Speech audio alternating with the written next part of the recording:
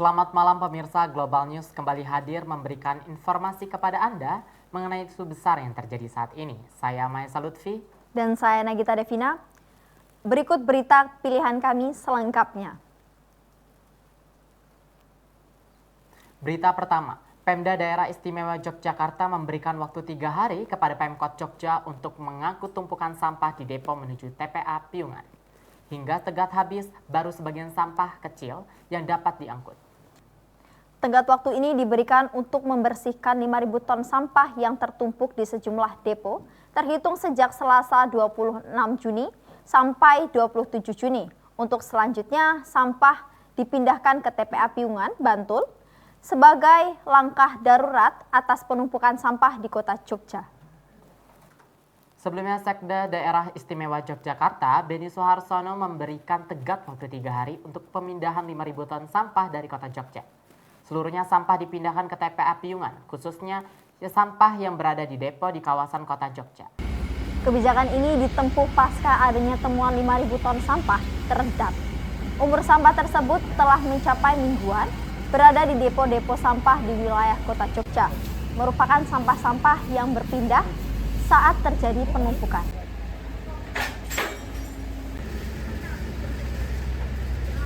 Perkenalkan, nama saya Rianto selaku Ketua Tim Kerja Operasional Penanganan Sampah Lingkungan Hidup Kota Jakarta. Ini kami sampaikan berkaitan dengan beberapa hal yang mungkin sudah muncul di media sosial. Kalau kita berbicara secara umum, sampah yang ada di depo yang kurang lebih kalau kita tatakan secara data itu adalah sekitar 5.000, baik itu di depo dan di TPS. Itu tidak mungkin akan kita selesaikan 1 atau 2 sampai dengan 2 hari. Dan kami juga sebetulnya sudah bisa menyesuaikan apa yang menjadi target kami ketika perharinya itu kami dapat berapa ton untuk menangani sampah yang ada di depo dengan sistem pengangkutan sampah. Untuk penganggaran di tahun 2024 sudah dilakukan. Salah satunya adalah kita melakukan pengadaan mesin untuk pengelolaan sampah yang nanti outputnya adalah RDF. Ada pengadaan mesin pengolah sampah. Dan kita juga pemerintah kota Yogyakarta untuk menangani ataupun langkah-langkahnya adalah kita minta untuk masyarakat pembuangan sampah yang ada di depo dan TPS itu dengan penjadwalan. Jadwal itu mengatur tentang anorganik dan organik. Jadinya ini memang strategi jangka pendek kita ketika nanti kita penanganan sampah, ketika masyarakat membuang ke depo dan TPS dengan cara dipilah, nanti otomatis ketika di depo akan didistribusikan ke TPS 3R, sistem pengelolaannya sampah dalam mengolah kita lebih enak.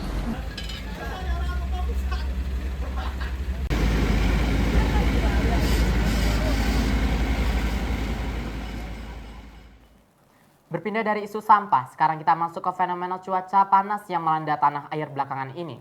Namun perlu diketahui, cuaca panas ini bukanlah heatwave atau gelombang panas, melainkan gerak semu matahari tahunan. Dikutip dari Deputi BMKG menyatakan bahwa suhu panas yang terjadi disebabkan gerak semu matahari tahunan yang dimana memposisikan matahari tepat di atas garis ekuator dan pasti akan kembali ke tempat semestinya. Suhu panas ini akan masih terus berlanjut hingga September 2024 mendatang. Suhu panas biasanya seiring pergerakan sinar matahari dari ekuator ke belahan bumi utara yang akan kembali ke ekuator dan belahan bumi selatan.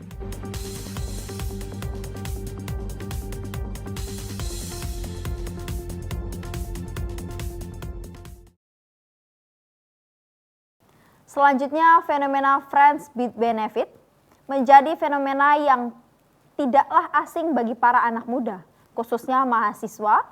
Kegiatan yang melibatkan dua sejoli yang berbagi intimasi seakan menjadi hal yang biasa untuk mereka. Praktik ini berisiko meningkatkan penularan penyakit menular seksual pada kalangan anak muda. Berikut pernyataan ahli. Oke, selamat siang dengan Mas. Iya. Salam kenal. Gue di sini Raja sebagai orang yang mewawancarai Mas untuk melakukan riset terhadap FWB. Perihal apa yang lo tahu tentang FWB sih sebenarnya? Kalau menurut gue FWB itu lebih ke arah ini ya, benefit antara gue dan pasangan gue.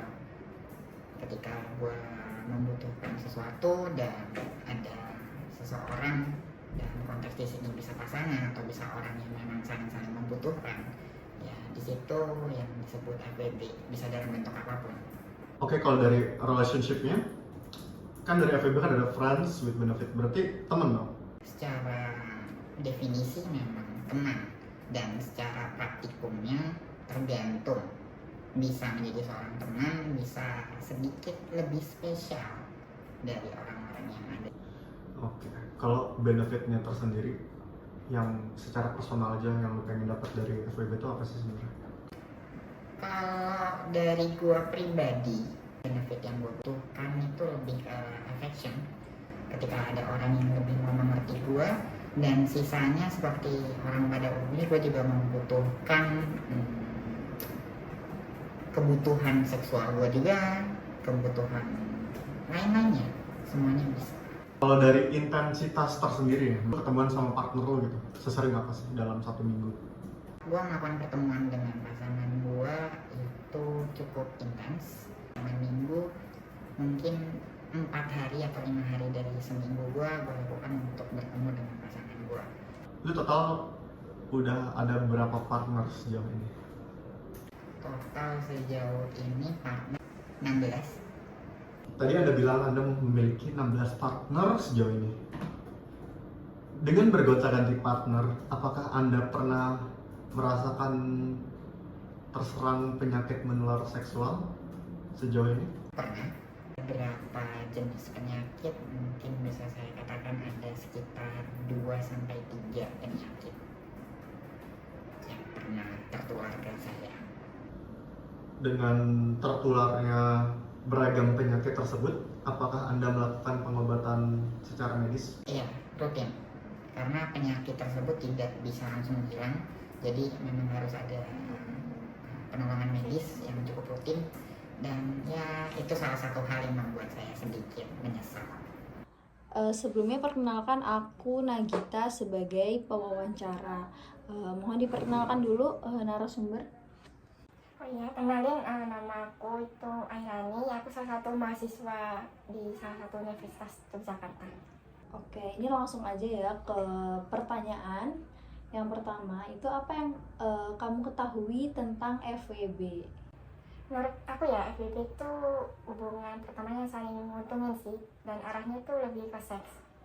Oke, kalau untuk siapa sih orang yang bisa kamu jadiin FWB? Justru kalau temen dekat nggak pernah sih ya, cuman kalau itu dari aplikasi Bumble. Oh, oke. Kalau benefit dari FWB itu apa sih? Kalau benefitnya itu lebih ke kebutuhan seksualitas saja sih. Kalau untuk ketemu gitu dalam seminggu berapa kali? Ketemunya ya kalau waktunya sama-sama longgar atau enggak sekalian main kemana gitu. Sekarang nih berapa sih partner FWB kamu?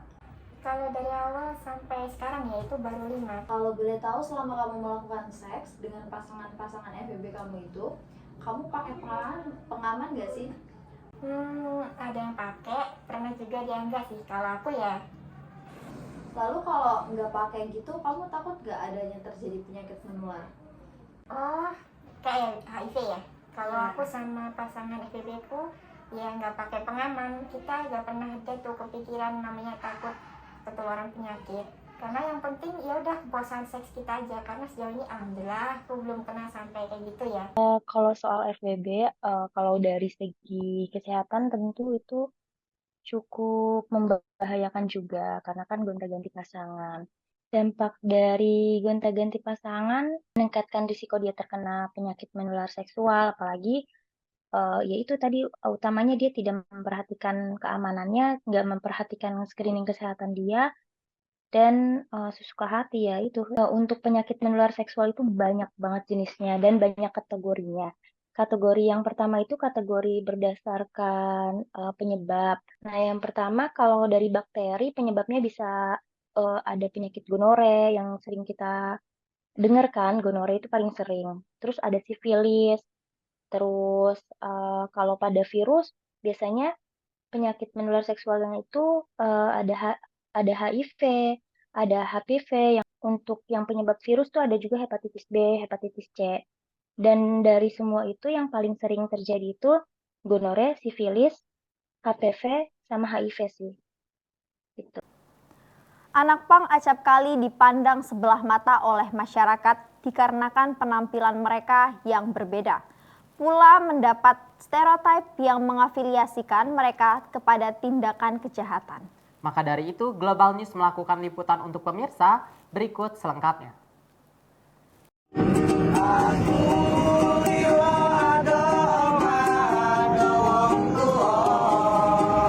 Dalam berita ini kita akan menjelajahi secara mendalam bagaimana pola pikir anak-anak pang yang berbeda dengan norma-norma yang diterima dalam masyarakat. Mereka menentang konvensi sosial dengan penuh semangat, menekankan pentingnya ekspresi pribadi, dan menolak untuk terjebak dalam stereotip konformitas. Kita akan mengulas bagaimana pandangan mereka mengenai kebebasan, identitas, dan peran sosial mereka mempengaruhi dinamika komunitas dan persepsi masyarakat terhadap mereka. Berikut kami melakukan liputan pada salah satu anggota komunitas anak pang yang kini tengah bekerja di Skala Coffee Yogyakarta. Ya, perkenalkan nama saya Tami Serada dari komunitas Berat Skuter Teras Selatan, Boyolali.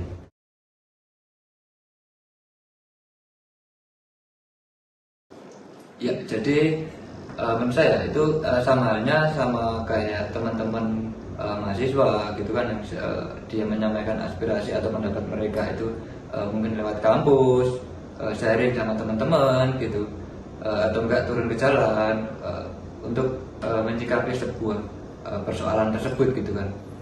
Kalau kami khususnya saya di kelompok pang itu mungkin dengan cara musik gitu kan, dengan cara kita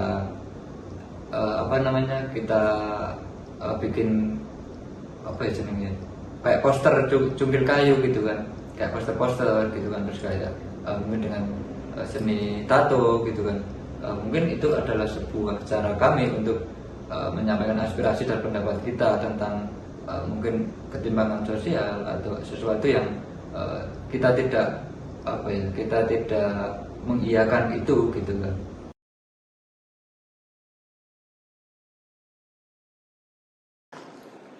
Ya sebenarnya sih sah-sah aja ya, kayak mereka menganggap kita apa, mau negatif ataupun jelek itu sah-sah aja sih menurut aku sih.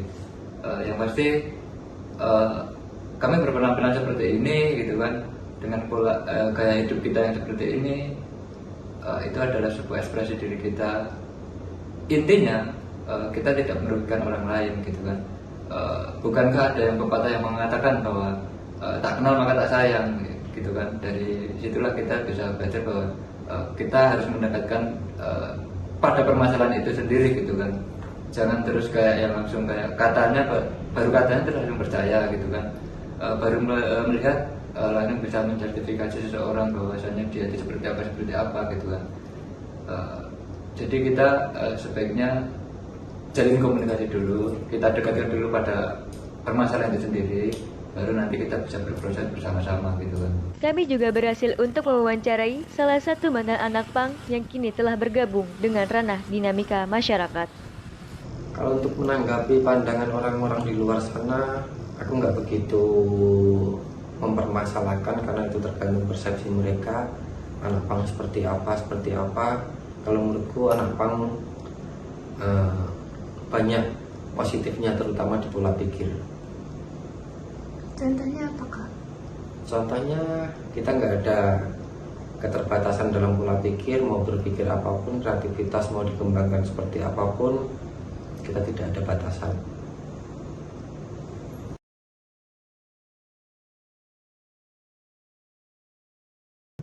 Yang bisa saya pelajari mungkin solidaritas anak-anak pang lebih lebih kental. Jadi ada salah satu yang kena musibah atau apa, teman-teman yang lain ikut respect meskipun mereka nggak dapat apa-apa. Jadi kita menolong tanpa pamrih, emang benar-benar dari solidaritas kekeluargaan kita. Statement yang telah disampaikan ini juga telah didukung pemaparan psikologi klinis Sastika Ayu Nurmasari. Anak pang ini kebanyakan mereka mengkritisi pemerintah dengan caranya sendiri, seperti itu. Mereka tidak nyaman dengan apa yang dia lihat sehari-hari, misalnya korupsi dan sebagainya dari sudut pandang mereka. Mereka ingin menunjukkan eksistensi, mereka ingin menunjukkan cara mengkritisi mereka dengan cara unik mereka sendiri, seperti itu, dengan atribut yang mereka pakai, atau mungkin cara berpikir mereka tentang pemerintahan itu sendiri, bagaimana mereka menghadapi pemerintah, bagaimana mereka mengikuti tata aturan yang ada di negara, seperti itu. Mereka adalah suatu komunitas yang merasa memiliki tujuan yang sama, yaitu mengkritik pemerintah dengan cara uniknya mereka sendiri. Kesimpulan yang dapat diambil dalam Indent News kali ini adalah bahwa anak pang tidak selamanya memiliki pemikiran yang buruk. Mereka memiliki cara sendiri untuk memaparkan aspirasinya kepada pemerintah. Banyak hal positif yang dapat diambil, salah satunya solidaritas terhadap sesama tanpa memandang bulu. Sekian dari saya, Nur Fajriya, selaku reporter hari ini dan tim melaporkan di tempat. Pemirsa, Global News akan kembali setelah jeda pariwara berikut ini.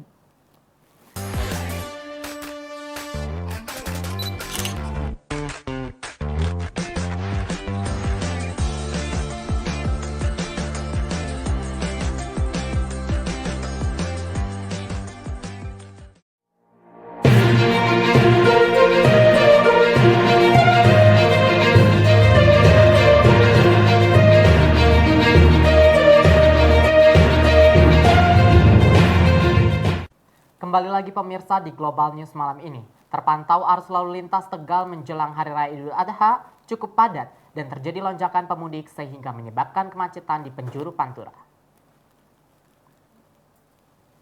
Seperti yang terjadi di perempatan Kota Tegal, terlihat hingga malam ada peningkatan volume kendaraan dibanding hari biasanya. Dapat diidentifikasi bahwa pemudik-pemudik berdatangan dari Jakarta dan Jawa Barat. Selamat malam pemirsa, dengan saya Evan Andi Pertama. Saat ini saya sedang berada di Jalan Raya Pantura, Kabupaten Tegal. Suasana saat ini malam Hari Raya Idul Adha yaitu takbiran dipenuhi oleh kendaraan bermotor.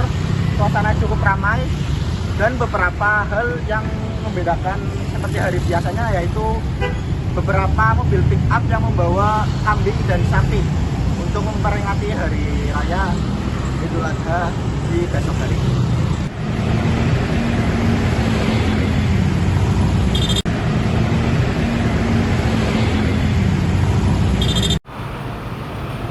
Baik, saat ini saya sedang dengan pengendara motor yaitu Mas Endro.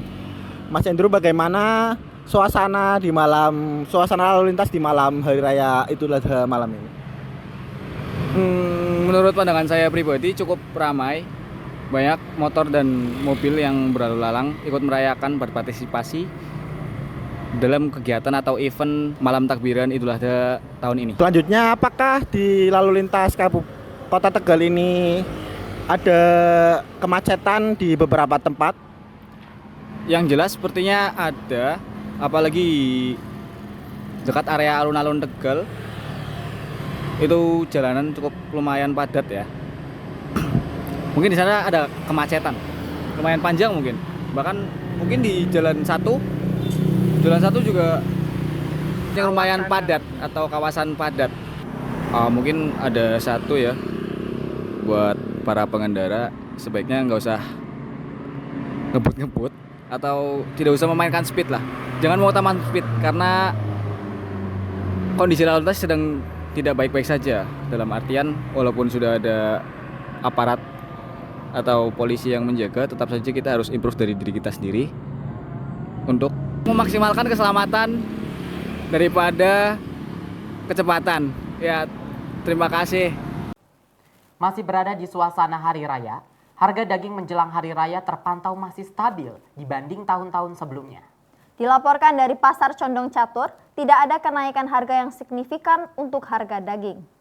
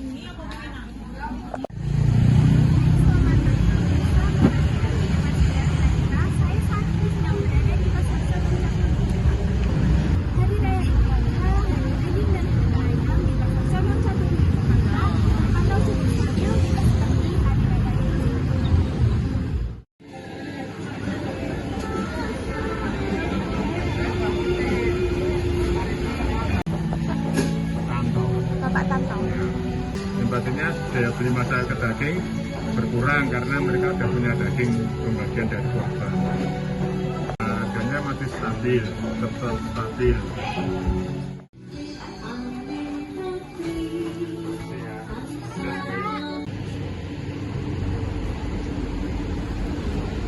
Berita terakhir dari segmen Hari Raya kami. Mari kita saksikan keseharian selama Hari Raya Idul Adha bersama rekan kami Adelia. Berikut videonya.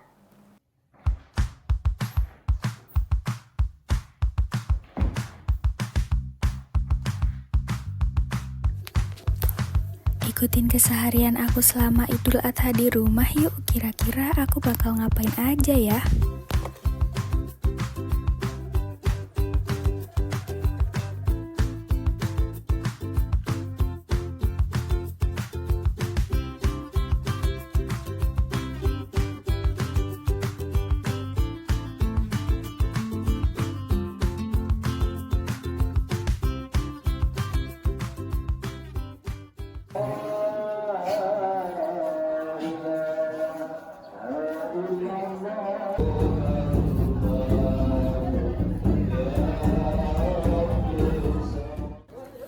Idul Adha jatuh pada tanggal 10 bulan Zulhijjah atau 70 hari setelah Idul Fitri. Terkadang Idul Adha disebut pula sebagai Idul Kurban atau Lebaran Haji. Saat Hari Raya Idul Adha, biasanya warga akan memasak daging kurban yang telah dibagikan. Banyak hidangan khas Hari Raya ini, salah satunya sate kambing, tongseng, dan lain-lain. Dengan Bapak siapa? Bapak Jokon Roholis. Tadi kambing yang udah dipotong ada berapa?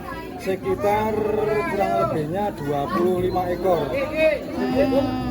Terus nanti ini kalau udah selesai dibagiinnya kemana? Nah, jadi gini ya, kalau di lingkungan Sekowangi khususnya, jadi daging kurban ini dibagikan semua warga, khususnya lingkungan Sekowangi, RT 1, 2, 3, 4, RW 2 gitu. Alhamdulillah yang sudah jalan sampai sekarang ini dari semua panitia di sini sangat semangat, sangat bangga sekali dengan adanya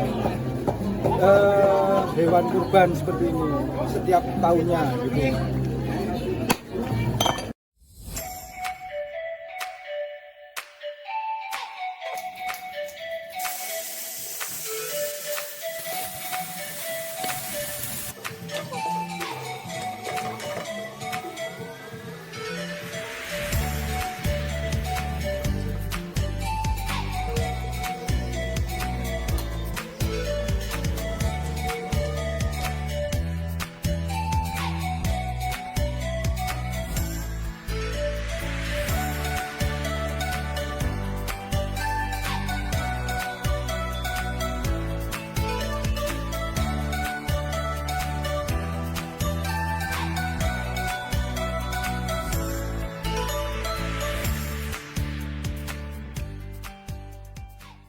Baik pemirsa Global News sekalian, jangan kemana-mana, Global News akan kembali setelah jeda pariwara berikut ini.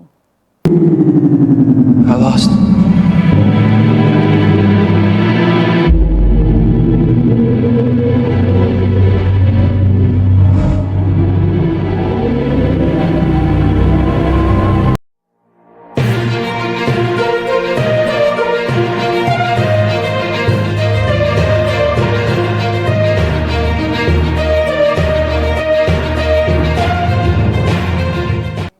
Global News merangkum kegiatan-kegiatan menarik beberapa pekan di Yogyakarta. Berikut beritanya. Kegiatan pertama kali ini adalah keseruan nonton bola bareng Timnas U23 di Polda Daerah Istimewa Yogyakarta.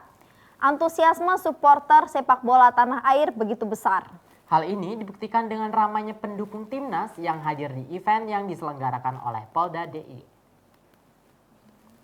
Dengan tingginya antusiasme masyarakat terhadap pertandingan Timnas U23 menunjukkan bahwa event ini menunjukkan semangat masyarakat dalam berpartisipasi untuk mendukung prestasi nasional.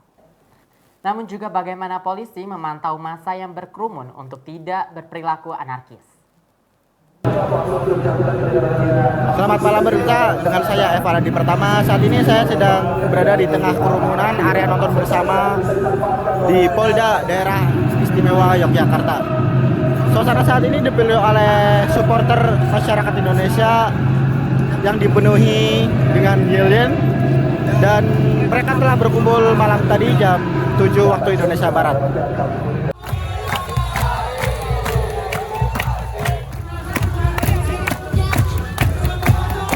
Bagaimana upaya kepolisian dalam memastikan keamanan dan ketertiban selama berlangsungnya acara nonton bersama timnas? Upaya kami sebagai anggota kepolisian dalam menjaga ketertiban selama nobar ini, mungkin dengan cara kami standby dengan berdiri di antara penonton nobar ya, agar selalu menjaga ketertiban dan keamanan penonton bareng Indonesia lawan Uzbekistan. Himbauan kami dari anggota kepolisian untuk penonton nobar agar menjaga ketertiban mungkin dengan tidak onar dan tidak rusuh, dan selalu menjaga barang bawaan atau menghindari hal-hal yang tidak diinginkan. Baik, saat ini saya dengan Mas Bagus sebagai penonton.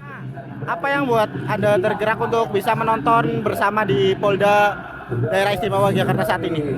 Yang pertama pastinya karena yang main U23 kita mau semifinal. Mungkin dari tempat saya kerja itu cepat, karena saya baru pulang kerja langsung ke sini. Suasana pastinya enak karena sesuai ekspektasi saya, rame. Yang jelas tempatnya enak, terus bukannya hanya fokus satu untuk nonton, ada spot-spotnya kan ada 3 Mas buat nonton, jadinya luas, enak. Pokoknya lakukan yang terbaik untuk kita supporter, menang atau kalah, tetap dukung Indonesia. Kita beralih ke Pasar Kangen Taman Budaya Yogyakarta. Sebuah destinasi wisata yang hadir setahun sekali dengan segala hal yang membuat Anda merasa nostalgia. Tak cuma itu, destinasi satu ini memiliki workshop yang beragam yang bisa Anda saksikan di sana. Selamat sore pemirsa, dengan saya di sini dan Fajriah sebagai reporter hari ini. Kita berada di Pasar Kangen Yogyakarta yang berlokasikan di Taman Budaya Yogyakarta. Berikut di Pasar Kangen ini mengadakan tema dengan Natas, Netes, Nitis. Di Pasar Kangen ini mengadakan dengan beberapa pentas serta dengan jajanan yang membawa kita ke nostalgia di zaman-zaman kita waktu kecil, serta dengan workshop-workshop yang berbeda dengan tahun-tahun sebelumnya.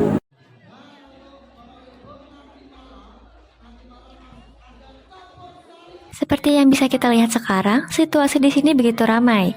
Mulai dari pembawa acara yang begitu interaktif dengan penonton, hingga ramainya stand makanan di mana-mana. Terima kasih juga, Mas. Makanya bisa perkenalan dulu siapa, Kak? Nama saya Adi. Asalnya di mana? Jogja. Kakak sekarang lagi berjualan apa ya? Ini jualan gabik sama es mawar. Untuk tahun sebelumnya pernah berpartisipasi atau belum? Sudah pernah, tahun lalu. Sebelumnya jualan apa, Kak? Sama. Oh, sama ya, oke. Makasih ya, Kak. Kondisi Pasar Kangen begitu kondusif dengan para pengunjung. Oh iya, jangan lupa dengan destinasi penjual barang-barang antik di sini, serta ada pameran fotografi di dalam gedung Taman Budaya. Sama seperti pengunjung Pasar Kangen di luar gedung, di sini juga ternyata begitu cukup ramai dan kondusif. Dua berita kegiatan terakhir adalah penutup dari jumpa kita hari ini. Saya Maya Salutfi bersama dengan saya Nagita Devina beserta tim yang bertugas izin undur diri kepada pemirsa Global News. Sekian, selamat malam dan selamat beristirahat kepada Anda semua.